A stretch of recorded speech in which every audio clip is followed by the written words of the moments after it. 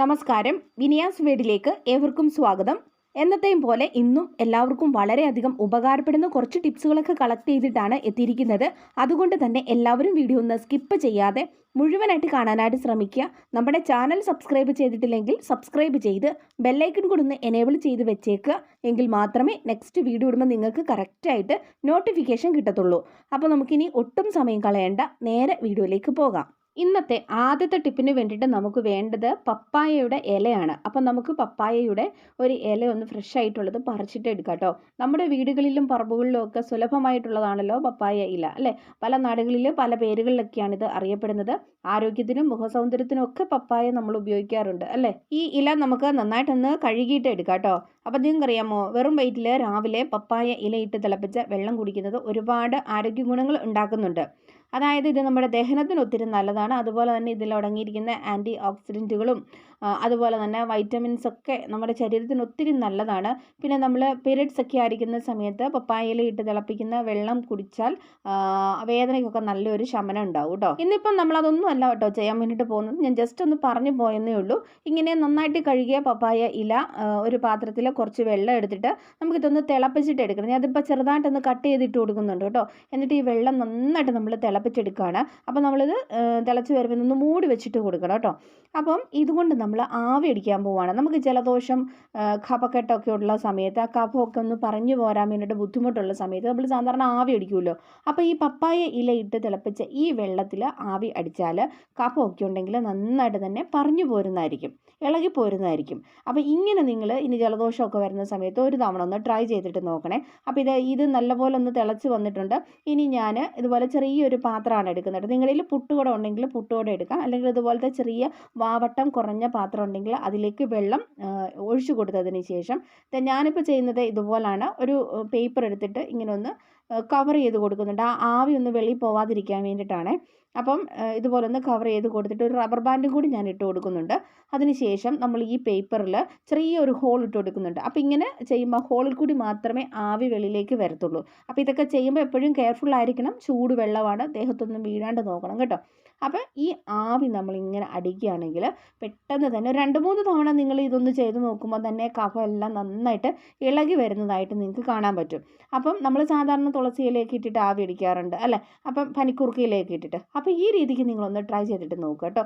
അപ്പോൾ എന്തായാലും നിങ്ങൾക്കിത് പ്രയോജനപ്പെടും. അപ്പോൾ ഇനി നമുക്ക് അടുത്ത ടിപ്പിലോട്ട് പോകാം. ഇനി രണ്ടാമത്തെ ടിപ്പിന് വേണ്ടിയിട്ട് നമ്മൾ കിച്ചണിൽ ഉപയോഗിക്കുന്ന ഇതുപോലത്തെ ഇടികളുണ്ടല്ലോ, ഇടിക്കാനും ചതയ്ക്കാനും ഒക്കെ എടുക്കുന്ന സാധാരണ ഇഞ്ചി വെളുത്തുള്ളി ഒക്കെയാണ് നമ്മളിതിൽ ഇടിച്ചും ചതച്ചും ഒക്കെ എടുക്കുന്നത്. അപ്പം ഇത് സാധാരണ നമ്മൾ എത്ര നന്നായിട്ട് കഴുകി വെച്ചെന്ന് പറഞ്ഞാലും ഇഞ്ചി വെളുത്തുള്ളിയൊക്കെ ചതയ്ക്കുന്നത് കൊണ്ട് തന്നെ ഒരു ബാഡ് സ്മെൽ ഉണ്ടാകും ഇതിൽ. അപ്പം നമ്മൾ ആ ബാഡ് സ്മെല്ല് കളയാൻ വേണ്ടിയിട്ടുള്ളൊരു ചെറിയ ടിപ്പാണേ. അപ്പോൾ എല്ലാവരും ഒന്ന് മുഴുവനായിട്ട് കണ്ടു നോക്കുക. ആദ്യം നമുക്കിതുപോലെ ന്യൂസ് പേപ്പർ എടുത്തിട്ട് ചെറുതായിട്ടൊന്ന് പിച്ച് കീറി ഇതിനകത്തേക്ക് ഇട്ട് കൊടുക്കാം. അപ്പം ഇങ്ങനെ ഇട്ട് കൊടുത്തതിന് ശേഷം ഞാൻ കുറച്ച് ബേക്കിംഗ് സോഡയും കൂടി ഇതിലേക്ക് ഇട്ട് കൊടുക്കുന്നുണ്ട്. ബേക്കിംഗ് സോഡ അറിയാലോ, അണുനാശിനിയാണെന്ന്. അതുപോലെ തന്നെ അല്പം വിനാഗിരിയും കൂടെ ഒഴിച്ച് കൊടുക്കുമ്പോൾ ഇതുപോലൊന്ന് ഇങ്ങനെ പതഞ്ഞ് പൊങ്ങി വരുന്നുണ്ട് കേട്ടോ. ഒരു കുറച്ച് സമയം ഇതൊന്ന് വെയിറ്റ് ചെയ്തേക്കുക. ഒരു 10 മിനിറ്റ് ഒന്ന് വിട്ടതിന് ശേഷം നമുക്കിതൊരു സ്പൂൺ വെച്ചിട്ട് നല്ലതുപോലെ ഒന്ന് ഉരച്ചിങ്ങനെ ഒന്ന് ചുറ്റിച്ചെന്ന് എടുക്കാം കേട്ടോ. കൈ വെച്ചിട്ട് വേണം നിങ്ങൾക്ക് ചെയ്യാൻ. ഞാനിപ്പം ബേക്കിംഗ് സോഡയൊക്കെ ഇട്ടതുകൊണ്ട് സ്പൂൺ വെച്ചിട്ടൊന്ന് ചെയ്യുന്നതേ ഉള്ളൂ. ഇങ്ങനെ നന്നായിട്ടൊന്ന് തേച്ച് കൊടുക്കാം. അതോടൊപ്പം തന്നെ ഇങ്ങനെ പുറം ഭാഗമൊക്കെ നല്ലതുപോലെ ഒന്ന് ഉരച്ചു കൊടുക്കുക കേട്ടോ. ഇത് വെച്ചിട്ട് ഈ ഒരു പേപ്പറിൻ്റെ ആ പീസ് വെച്ചിട്ട് എന്നിട്ട് ഇത് കഴുകി എടുത്തുകൊണ്ട് വന്നതാണ്. എന്നിട്ട് ഇതിന് ഈ ബാഡ് സ്മെല്ല് ഇല്ലാണ്ടിരിക്കാൻ വേണ്ടിയിട്ട് നമുക്ക് ചെയ്യാൻ പറ്റുന്ന ഒരു കാര്യം എന്താണെന്ന് വെച്ച് കഴിഞ്ഞാൽ ഇതിൽ പേപ്പർ ഇതുപോലെ തന്നെ പിച്ച് കീറിയിട്ട് കൊടുക്കുക. ഇങ്ങനെ പേപ്പർ ഇട്ട് കൊടുത്തതിന് ശേഷം നമ്മളിത് എടുത്ത് വെക്കുമ്പോൾ ഇതുപോലെ ഒരു അടപ്പോ എന്തെങ്കിലും വെച്ചിട്ടൊന്ന് അടച്ചും കൂടെ വയ്ക്കുകയാണെങ്കിൽ ഒട്ടും തന്നെ ബാഡ് സ്മെല്ല് ഉണ്ടാവത്തില്ല. നല്ല ഫ്രഷ് ആയിട്ടിരിക്കും. നിങ്ങൾക്കറിയാമല്ലോ, എന്തെങ്കിലുമൊക്കെ സ്മെല്ലിനെ വലിച്ചെടുക്കാൻ വേണ്ടിയിട്ടുള്ള കഴിവ് ഈ പേപ്പറിനുണ്ടെന്ന്. അപ്പോൾ നമ്മൾ ഫ്ലാസ്ക് ഒക്കെ ആണെങ്കിലും കഴുകി ഉണങ്ങിയതിന് ശേഷം ഫ്ലാസ്കിനുള്ളിൽ പേപ്പറൊക്കെ ഇട്ട് വയ്ക്കുകയാണെങ്കിൽ ബാഡ് സ്മെല്ലൊന്നും ഇല്ലാണ്ട് നല്ല ഫ്രഷ് ആയിട്ട് തന്നെ ഇരിക്കും. അപ്പോൾ അതുപോലെ തന്നെയാണ് ഇവിടെയും ചെയ്യുന്നത്.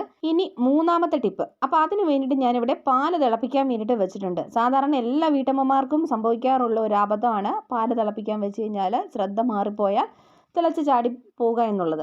അപ്പോൾ ഇതേപോലത്തെ ഒരു തടിയുടെ ഒരു തവി എടുത്തിട്ട് നമ്മൾ പാൽ തിളപ്പിക്കാൻ വെക്കുമ്പം ഇങ്ങനെ ഒന്ന് ആ പാത്രത്തിൻ്റെ മുകളിലൊന്ന് ക്രോസ് ചെയ്ത് വെക്കുകയാണെങ്കിൽ പാലിങ്ങനെ തിളച്ച് വരുന്ന ആ ഒരു സമയത്ത് നമ്മൾ അഥവാ ഒന്ന് ശ്രദ്ധിക്കാൻ പറ്റിയില്ലെങ്കിൽ പോലും കൂടെ തിളച്ച് പൊന്തി വരുമ്പം അത് പെട്ടെന്ന് തന്നെ മുകളിലോട്ട് വന്നിട്ട് താഴേക്ക് പോകുന്നതായിട്ട് കാണാൻ പറ്റും. അപ്പം ഇങ്ങനെ നിങ്ങൾ പാൽ എപ്പോൾ തിളപ്പിക്കാൻ വെച്ചാലും ഒരു തവിയും കൂടി എടുത്ത് ഇങ്ങനെ വെക്കുകയാണെങ്കിൽ പാല് തിളച്ച് തൂവുന്നത് നമുക്ക് ഒഴിവാക്കാൻ വേണ്ടിയിട്ട് പറ്റും കേട്ടോ. അപ്പോൾ ഈ ടിപ്പൊന്ന് ചെയ്ത് നോക്കണേ. ഇനി മൂന്നാമത്തെ ടിപ്പിന് വേണ്ടിയിട്ട് ഞാനിവിടെ ഒരു കക്കിരിക്ക എടുത്തിട്ടുണ്ട്. ഇതിനെ നമ്മൾ കക്കിരിക്ക അല്ലെങ്കിൽ വെള്ളരിക്ക, ഖീര എന്നൊക്കെ പറയും അല്ലേ. അപ്പോൾ ഇത് നമുക്ക് ശരീരത്തിന് ഒരുപാട് ആരോഗ്യ ഗുണങ്ങൾ നൽകുന്ന ഒന്നാണ്. നമ്മുടെ ശരീരത്തിൽ ദഹനം മെച്ചപ്പെടുത്തുന്നു, ശരീരഭാരം കുറയ്ക്കാൻ വേണ്ടി സഹായിക്കും. അതുപോലെ നമ്മുടെ സ്കിന്നിനൊക്കെ ഒത്തിരി നല്ലതാണ്. പിന്നെന്താ, രക്തസമ്മർദ്ദം, പ്രമേഹം ഇതൊക്കെ നിയന്ത്രിക്കും. പിന്നെ കണ്ണുകൾക്കൊക്കെ നല്ലതാണ്. ഇത് കട്ട് ചെയ്തിട്ട് കണ്ണിലൊക്കെ വയ്ക്കുകയാണെങ്കിൽ കണ്ണിനൊക്കെ നല്ലൊരു കുളിർമയും തണുപ്പൊക്കെ കിട്ടും കേട്ടോ. അതുപോലെ കണ്ണിൻ്റെ വീക്കമൊക്കെ ഉണ്ടെങ്കിൽ അതൊക്കെ മാറും. കണ്ണിന് നല്ലൊരു തിളക്കമൊക്കെ കിട്ടും. പിന്നെ ഇതിൻ്റെ വിത്തുകൾക്ക് പോലും വൈറ്റമിനുകളും ധാതുക്കളും ആൻറ്റി ഓക്സിഡൻറ്റുകളും ഒക്കെ ഉണ്ട്. പിന്നെ ഇതിൽ നാരുകളുണ്ട്, പൊട്ടാസ്യം, കെ ഒക്കെ ധാരാളം ഉള്ളതാണ് ഈ കക്കിരിക്കായ. അപ്പോൾ ഇത് നിങ്ങൾ ഡെയിലി ഫുഡിൽ ഉൾപ്പെടുത്തുകയാണെങ്കിൽ ഒരുപാട് നല്ലതാണ്. സാധാരണ ഇത് കഴിക്കുന്നത് പച്ചയ്ക്ക് ഇങ്ങനെ നമ്മൾ കടിച്ച് കഴിക്കുകയാണ് പതിവ്. അതല്ലെങ്കിൽ ഇതുപോലെ സാലഡ് രൂപത്തിലൊക്കെ നിങ്ങൾക്ക് കഴിക്കാവുന്നതാണ്. അപ്പം നിങ്ങൾ ഈ സാലഡ് ഉണ്ടാക്കുമ്പോൾ ഒരു കാര്യം ശ്രദ്ധിക്കണം. ഇതിലേക്ക് നമ്മൾ നാരങ്ങാനീരൊക്കെ ചേർക്കുമല്ലോ. അപ്പോൾ ആ ഒരു സമയത്ത് ഇതുപോലെ ആപ്പിൾ സിഡർ വിനെഗർ ഈ സാലഡിൽ ചേർക്കുകയാണെങ്കിൽ അതും കൂടി നമുക്ക് നമ്മുടെ ഉള്ളിൽ ചെല്ലുന്നതായിരിക്കും. കഴിഞ്ഞ വീഡിയോയിൽ ഞാൻ ആപ്പിൾ സിഡർ വിനെഗറെ കുറിച്ച് ഞാൻ ചെയ്തിട്ടുണ്ടായിരുന്നു. അപ്പോൾ ആ വീഡിയോ കാണാത്തവരൊക്കെ പോയിട്ട് കാണുക. ഞാനിപ്പോൾ ഇതിലേക്ക് സാലഡ് ഉണ്ടാക്കിയപ്പം ഇതുപോലെ ആപ്പിൾ സിഡർ വിനെഗറാണ് കേട്ടോ ചേർത്തത്. അപ്പം നല്ലൊരു ടേസ്റ്റുമാണ്. ഇത് രണ്ടും ആരോഗ്യ ഗുണങ്ങളും നൽകുന്നതാണല്ലോ. പിന്നെ ഇത് വായുടെ ആരോഗ്യത്തിന് ഒത്തിരി നല്ലതാണ്. ഉമിനീർ ഉൽപ്പാദനത്തെ ഇത് കൂടുതൽ ഉത്തേജിപ്പിക്കുന്നു. അതുപോലെ വായിലെ പല ആസിഡുകളെ നിർവീര്യമാക്കാനൊക്കെ ഉള്ളൊരു കഴിവുണ്ട്. പല്ലിൻ്റെ ആരോഗ്യത്തിനൊക്കെ ഒത്തിരി നല്ലതാണ്. പിന്നെ വായ്നാറ്റം ഉള്ളവർ ചെറിയൊരു കഷ്ണം കക്കിരിക്ക വായിലൊരു 10-20 മിനിറ്റ് നേരം ഒന്ന് ഇടുകയാണെങ്കിൽ വായ്നാറ്റം മാറുന്നതായിരിക്കും. അപ്പം ഇത് സ്ഥിരമായിട്ട് ഈ കക്കിരിക്ക നമ്മുടെ ഫുഡിൽ ഉൾപ്പെടുത്തുകയാണെങ്കിൽ ഒരുപാട് ആരോഗ്യ ഗുണങ്ങൾ നമുക്ക് ഉണ്ടാവും. ഈ വായിലെ ദുർഗന്ധത്തിന് കാരണമാകുന്ന ബാക്ടീരിയകളെ നശിപ്പിക്കുന്ന ഫൈറ്റോ കെമിക്കലുകൾ അടങ്ങിയ ഇത് വൈനാറ്റത്തിന് നല്ലൊരു മരുന്നാണ്. ഇനി അടുത്ത ടിപ്പിന് വേണ്ടിയിട്ട് ഞാനിവിടെ 3/4 പാത്രത്തോളം വെള്ളം എടുത്തിട്ടുണ്ട്. എന്നിട്ട് ഇതിലോട്ട് ഈ ഒരു സൂത്രമാണ് ഞാൻ ചേർത്ത് കൊടുക്കാൻ പോകുന്നത്.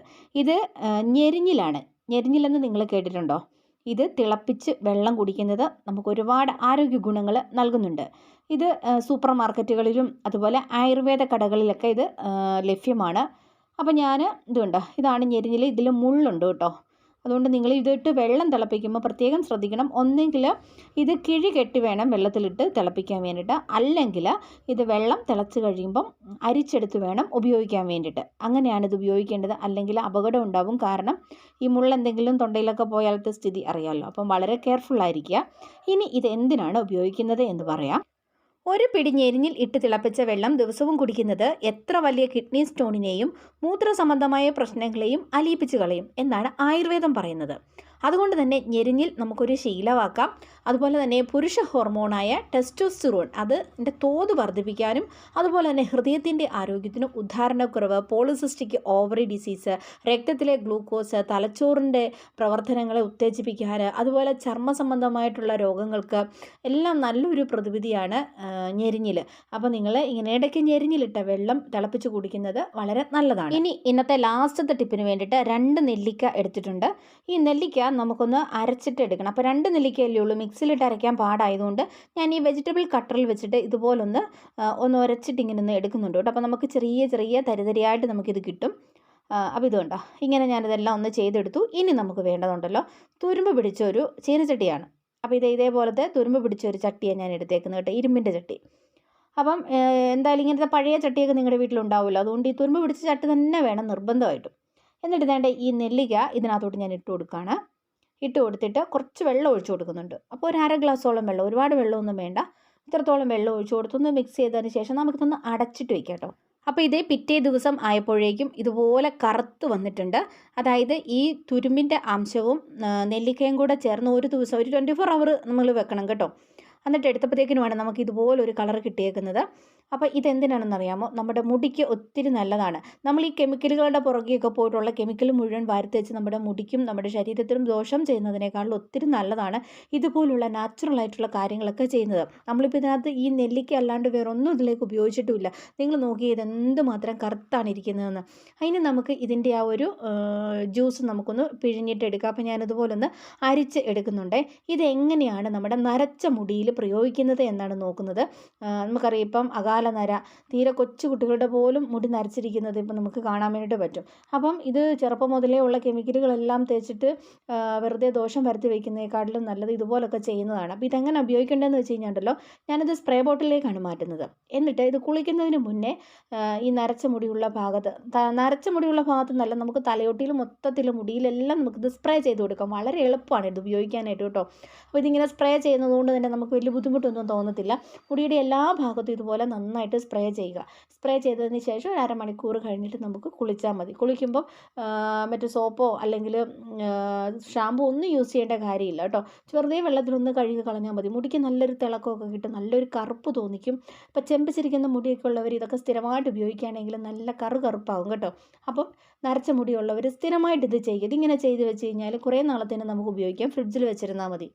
അപ്പോൾ ഇതുകൊണ്ട് ഇങ്ങനെ 2-3 ബോട്ടിലാക്കിയിട്ട് ഫ്രിഡ്ജിലെടുത്ത് വെച്ചാൽ മതി. അപ്പോൾ നിങ്ങൾ ഈ രീതിക്കൊന്ന് ട്രൈ ചെയ്തിട്ട് നോക്കാനായിട്ട് മറക്കരുത്. ഞാൻ സ്ഥിരമായിട്ട് ഇത് ഉപയോഗിക്കുന്നതാണ്. നല്ല കട്ട കറുപ്പാകും മുടി. നരച്ച ഭാഗത്തൊക്കെ ഏതാനും ആഴ്ചകൾ കഴിയുമ്പോൾ തന്നെ ആ മുടിയെല്ലാം കറുത്ത് വരുന്നതായിട്ട് കാണാൻ പറ്റും. അപ്പോൾ നിങ്ങളിത് ട്രൈ ചെയ്ത് നോക്കുക. എന്നിട്ട് നിങ്ങളുടെ അഭിപ്രായങ്ങളും നിർദ്ദേശങ്ങളും ഒക്കെ അറിയിക്കാനായിട്ട് മറക്കരുത്. അപ്പോൾ ഇതുപോലെ നല്ല നല്ല വീഡിയോസൊക്കെ ആയിട്ട് നമുക്ക് വീണ്ടും കാണാം. അതുവരെ എല്ലാവർക്കും താങ്ക്സ് ഫോർ വാച്ചിങ്.